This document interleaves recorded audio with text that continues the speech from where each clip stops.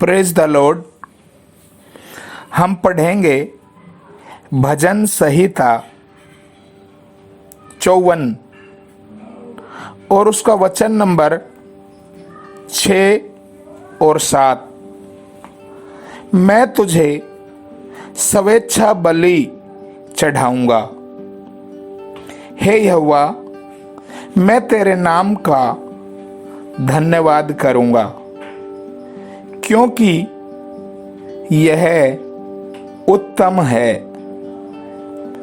क्योंकि तूने मुझे सब दुखों से छुड़ाया है और मैं अपने शत्रुओं पर दृष्टि करके संतुष्ट हुआ हूं।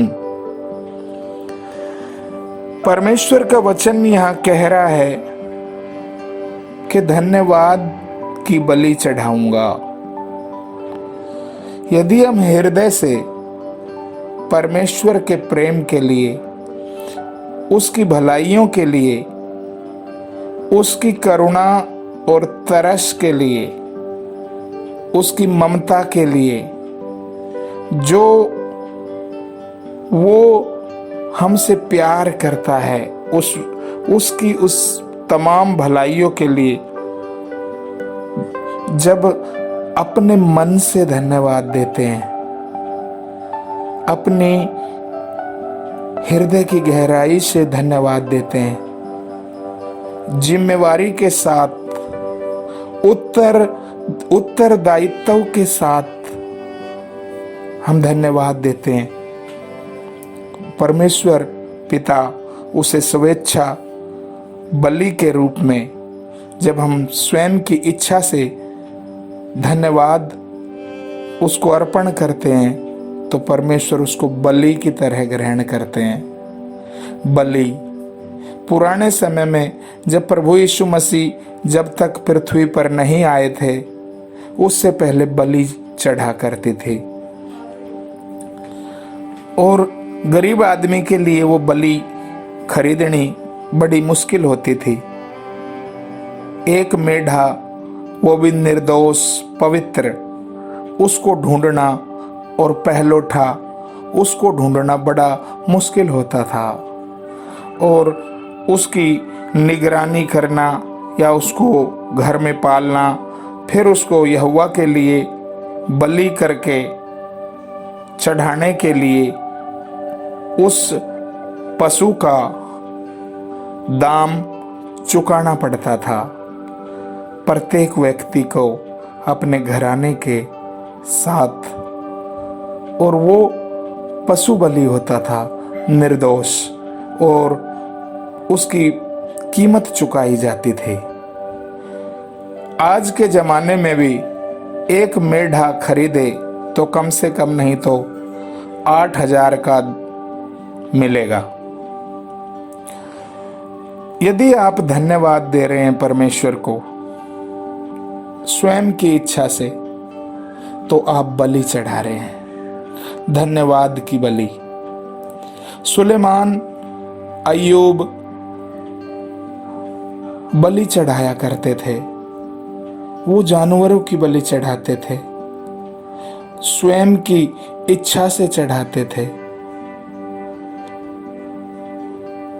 और वो बलि का जो भी पशु चढ़ाया जाता था उसकी कीमत चुकाया करते थे, और अकेले अपने लिए नहीं, अपनी संतानों के प्रति। सुलेमान जब राजा थे, अपनी प्रजा के प्रति वो बलि चढ़ाया करते थे। तो स्वयं की इच्छा से हमें उसको धन्यवाद चढ़ाना है। अब पशु की जगह प्रभु यीशु बलिदान हो चुके हैं, वो पृथ्वी पर मनुष्य बनकर आ गए हैं। देखो, परमेश्वर का मेमना जो जगत का पाप उठा के ले जाता है, हमारे पाप का भार उठाने वाला प्रभु यीशु परमेश्वर का मेमना बलि हो गया। सबसे पहली बात, हमारे जब पाप क्षमा हुए, सबसे बड़ा धन्यवाद तो हमें यही देना है कि प्रभु मेरे पाप का भार क्रूस पर आपने उठा लिया। मैं तुझे स्वयं की इच्छा से हृदय की गहराई से धन्यवाद देता हूँ।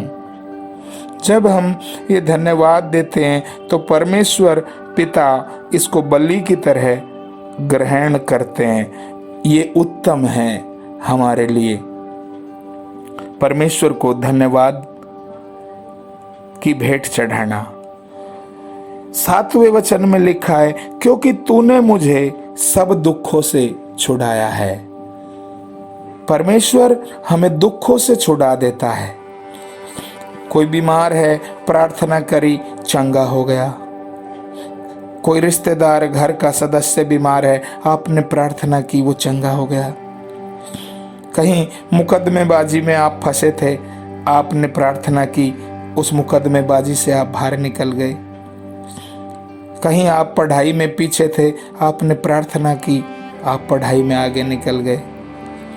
कहीं समाज में आपका मान सम्मान और कोई इज्जत नहीं थी, कोई आपको पूछता नहीं था, परमेश्वर ने आपको इस लायक बना दिया कि लोगों की नज़रों में तुम्हारा सम्मान बढ़ गया। तो इसलिए हमें दुखों से भी जब परमेश्वर ने छुड़ा दिया तो हमें उसको धन्यवाद देना अति आवश्यक है, स्वयं की इच्छा से।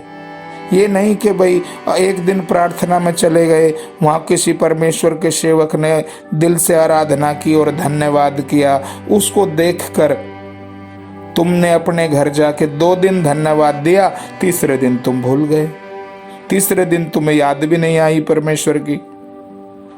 ऐसा नहीं होना चाहिए। एक स्वयं के पर्सनल जीवन में एक नींव होनी चाहिए। पर्सनल जीवन में एक धन्यवाद का हृदय आपका होना चाहिए और परमेश्वर को स्वयं की इच्छा से धन्यवाद देने वाला व्यक्ति पसंद है। परमेश्वर उससे खुश होते हैं।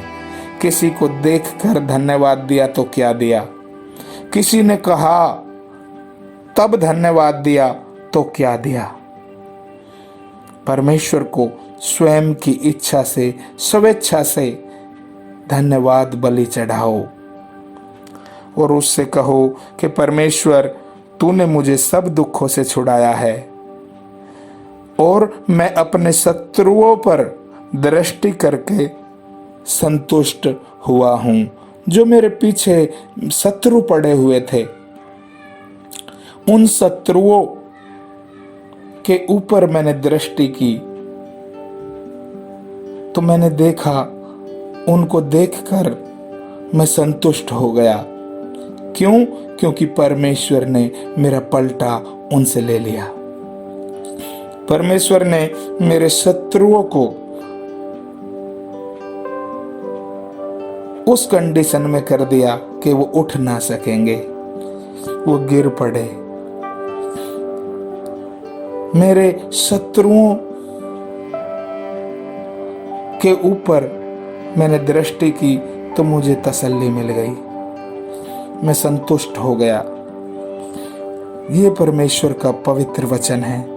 भजन संहिता 54:6 और 7। इसलिए हम सुनने वालों को, अपने बच्चों को, अपने परिवार के सदस्यों को ये बात सिखानी चाहिए कि हम उसको धन्यवाद दें, हम उसको धन्यवाद स्वेच्छा से उसको बलि चढ़ाएं।